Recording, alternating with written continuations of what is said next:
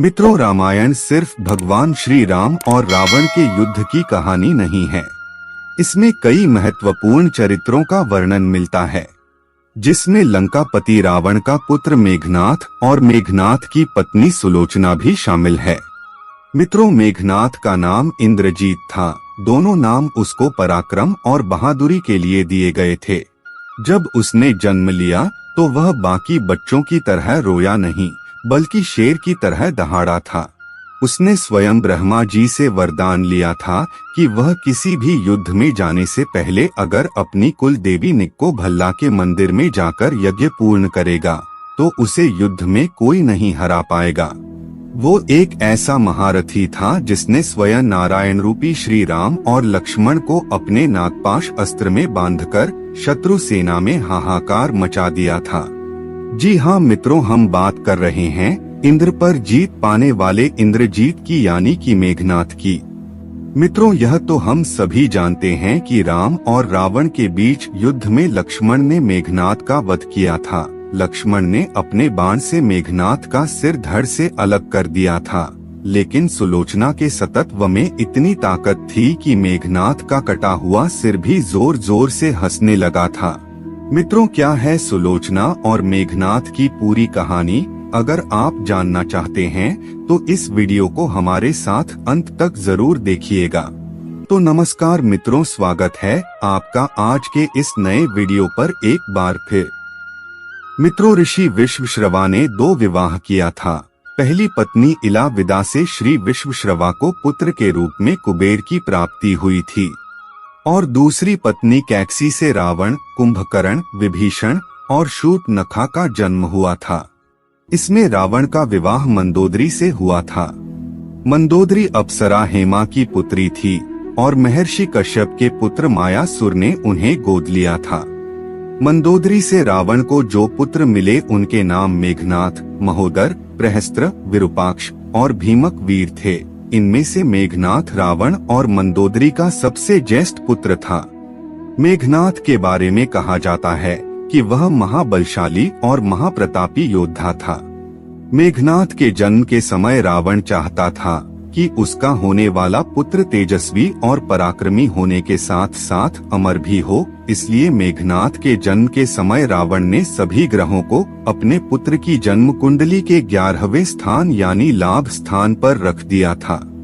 परंतु रावण की दुष्ट बुद्धि से परिचित शनिदेव ने अंतिम समय में अपनी चाल बदल ली और वे 11वें स्थान से 12वें स्थान पर आ गए, जिससे मेघनाथ अमर नहीं हो पाया। इस बात से क्रोधित रावण ने शनिदेव को अपनी लंका में कैद कर लिया था। वाल्मीकि रामायण के अनुसार जब मेघनाथ का जन्म हुआ तो वह सामान्य शिशुओं की तरह रोया नहीं, बल्कि उसके मुंह से बिजली की गर्जना सुनाई दी थी, जिस वजह से रावण ने अपने पुत्र का नाम मेघनाथ रख दिया था। मित्रों, मेघनाथ ने साक्षात महादेव से शिक्षा प्राप्त की थी। महादेव से शिक्षा प्राप्त कर मेघनाथ सभी दिव्यस्त्रों का ज्ञाता बन गया था। अपने किशोरावस्था में मेघनाथ ने अपनी कुलदेवी प्रत्यांगिरा के मंदिर में गुरु शुक्राचार्य से शिक्षा लेकर कई सिद्धियां प्राप्त कर ली थी और जब मेघनाथ युवावस्था में पहुंचा तो उसने कठिन तपस्या के बल पर संसार के 3 सबसे घातक अस्त्र ब्रह्मास्त्र, पशुपास्त्र और वैष्णव अस्त्र प्राप्त कर लिए थे। एक बार मेघनाथ ने अपने पराक्रम से देवताओं के राजा इंद्र को परास्त करके उन्हें बंधक बना लिया था। मेघनाथ की वीरता को देखकर ब्रह्मा जी ने मेघनाथ का नाम इंद्रजीत रख दिया था। बंधक इंद्र को छुड़ाने के लिए जब ब्रह्मा ने मेघनाथ को आज्ञा दी तो मेघनाथ ने इंद्र को बंधन मुक्त कर दिया। इस पर ब्रह्मा जी ने प्रसन्न होकर मेघनाथ को मनचाहा वरदान मांगने को कहा। तब मेघनाथ ने ब्रह्मा जी से अमरता का वर मांगा, लेकिन ब्रह्मा ने कहा कि यह देना संभव नहीं है। इसलिए उन्होंने इसके सामान्य ही मेघनाथ को अन्य वरदान दे दिया। इस वरदान के मुताबिक कुलदेवी प्रत्यांगिरा के यज्ञ के दौरान मेघनाथ को स्वयं त्रिदेव भी नहीं हरा सकते थे और न ही उसे मार सकते थे। मेघनाथ एक पितृभक्त पुत्र था, इसलिए जानते हुए भी कि राम स्वयं श्री हरि विष्णु के अवतार हैं, फिर भी मेघनाथ ने अपने पिता का साथ नहीं छोड़ा। यहाँ तक कि जब उसकी माँ मंदोदरी ने उसे समझाते हुए कहा कि इंसान मुक्ति के मार्ग पर अकेले ही जाता है, तब मेघनाथ ने अपनी माता से कहा कि अगर पिता को ठुकराकर मुझे स्वर्ग भी मिले तो उस स्वर्ग को भी मैं ठुकरा दूंगा। मेघनाथ का विवाह सुलोचना से हुआ था। सुलोचना रामायण की एक ऐसी पतिव्रता और सती नारी थी जिसके गुण सीता और मंदोदरी से कम नहीं थे। सुलोचना का विवाह राक्षस कुल में जरूर हुआ था, लेकिन उसमें सभी गुण दैवीय प्रकृति के थे। जब राम रावण के युद्ध में रावण का भाई कुंभकर्ण मारा गया, तब रावण अपने पुत्र मेघनाथ को मैदान में उतारता है। मेघनाथ युद्ध में उतरते ही सुग्रीव और उसकी सेना पर भारी पड़ने लगता है। यहाँ तक कि राम और लक्ष्मण जी भी मेघनाथ की मायावी शक्ति से कमजोर पड़ने लगते हैं, क्योंकि मेघनाथ ने भगवान ब्रह्मा के वरदान के मुताबिक अपनी कुल देवी का यज्ञ प्रारंभ करने के बाद ही युद्ध शुरू किया था, जिस वजह से जब श्री राम और लक्ष्मण उस पर बाढ़ छोड़ते हैं तो मेघनाथ का रथ गायब हो जाता है। मित्रों, इसी का फायदा उठाकर मेघनाथ राम और लक्ष्मण पर नागपाश छोड़ देता है। मेघनाथ के नागपाश से राम और लक्ष्मण दोनों मूर्छित हो जाते हैं। तभी राम और लक्ष्मण को होश में लाने के लिए हनुमान जी भगवान गरुड़ के पास गए और उन्हें लेकर आए। गरुड़ को देखते ही नागों ने भयभीत होकर राम और लक्ष्मण को मुक्त कर दिया, जिससे राम और लक्ष्मण होश में आ गए। अगले दिन फिर से जब युद्ध प्रारंभ हुआ, तब मेघनाथ ने शक्ति बाण से लक्ष्मण जी को मूर्छित कर दिया। लक्ष्मण जी के प्राणों पर खतरा देखकर हनुमान जी बिना समय गवाए लंका पहुंच गए और वहां से सुषेण वैद्य को उठा लाए। वैद्य ने लक्ष्मण जी की नब्ज टटोलकर राम जी को संजीवनी बूटी लाने को कहा। तब हनुमान जी ने संजीवनी बूटी लाने की जिम्मेदारी उठाई और लक्ष्मण जी को बचाने के लिए पूरी संजीवनी पहाड़ को ही उठा लाए और इस तरह से लक्ष्मण जी की जान बच गई। तीसरे दिन विभीषण के कहने पर लक्ष्मण मेघनाथ के पीछे लंका पहुंच गए और चौथे दिन युद्ध में लक्ष्मण ने घातक बाणों से मेघनाथ को मार डाला। कहा जाता है कि प्रभु श्री राम ने लक्ष्मण को पहले ही आगाह कर दिया था कि मेघनाथ की पत्नी एक पतिव्रता स्त्री है। ऐसे में मेघनाथ का सर नीचे जमीन पर नहीं गिरना चाहिए। इसलिए जब लक्ष्मण जी ने मेघनाथ का वध किया तो मेघनाथ का सर काटकर प्रभु श्री राम के चरणों में रख दिया। मेघनाथ के मरने के बाद प्रभु श्री राम ने मेघनाथ की मृत्यु की सूचना उसकी पत्नी सुलोचना को देने के लिए मेघनाथ की एक भुजा को काटकर उसके महल में भिजवा दिया।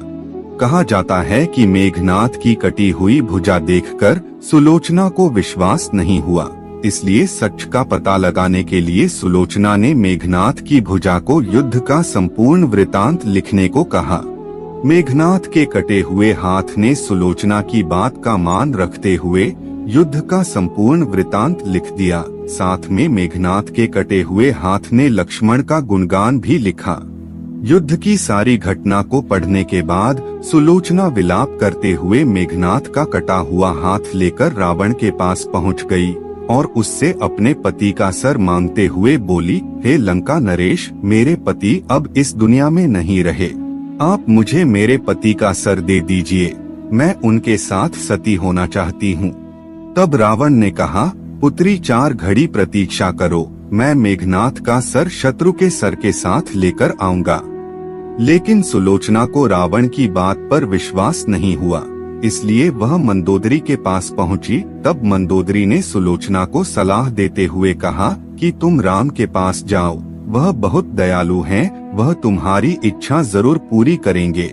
मंदोदरी की बात मानकर सुलोचना राम के पास पहुंच गई और अपना परिचय देते हुए बोली, हे प्रभु श्री राम, मैं आपकी शरण में आई हूँ, कृपा करके मेरे पति का सर मुझे लौटा दे ताकि मैं सती हो सकूं। सुलोचना की ऐसी हालत देखकर प्रभु श्री राम दुखी हो गए। उन्होंने सुलोचना से कहा, हे देवी, मैं आपके पति का सर आपको लौटा दूंगा, लेकिन कृपा करके आप मुझे ये बताइए कि आपको युद्ध का सारा वृतांत कैसे पता चला। तब सुलोचना ने बताया कि किस तरह उसके पति के कटे हुए हाथ ने युद्ध का सारा वृतांत लिख बताया था। हालांकि सुलोचना की बात पर सुग्रीव को यकीन नहीं होता है, लेकिन प्रभु श्री राम को सुलोचना पर पूरा यकीन था। इसलिए वह सुलोचना से कहते हैं कि हे देवी, मुझसे आपका दुख देखा नहीं जा रहा है, मैं अभी आपके पति को जीवित कर देता हूँ। प्रभु श्री राम के मुख से अपने पति के जीवित करने की बात सुनकर सुलोचना कहती है कि हे प्रभु, मैं नहीं चाहती कि मेरे पति जीवित होकर इस संसार के कष्टों को भोगे। यह मेरा सौभाग्य है कि मुझे आपके दर्शन हो गए, मेरा जन्म सार्थक हो गया।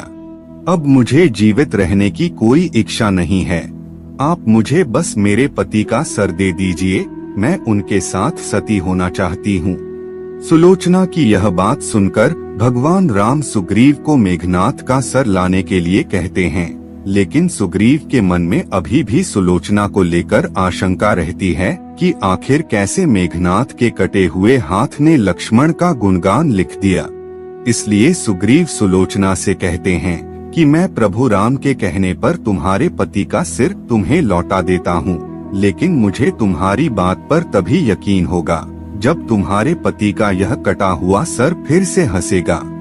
यह सुलोचना के अस्तित्व की बहुत बड़ी परीक्षा थी, इसलिए वह अपने पति के कटे हुए सर से कहती हैं कि हे स्वामी, कृपा करके हंस दीजिए, यह मेरे अस्तित्व की परीक्षा है। कहा जाता है कि सुलोचना के इतना कहते ही मेघनाथ का कटा हुआ सर जोर जोर से हंसने लगा और इस तरह से सुलोचना अपने पति के कटे हुए सर के साथ लंका लौट आती है। वहीं समुद्र के किनारे मेघनाथ की अर्थी सजाई जाती है और सुलोचना धधकती अग्नि में अपने पति का सर लेकर अग्नि में बैठकर सभी के सामने सती हो जाती है। तो मित्रों, ये थी सुलोचना और उससे जुड़ी कहानी। क्या सुलोचना के जीवन से जुड़ी यह कहानी आपको पहले से पता थी? कमेंट में जरूर बताइएगा और वीडियो को अंत तक देखने के लिए आपका बहुत बहुत शुक्रिया।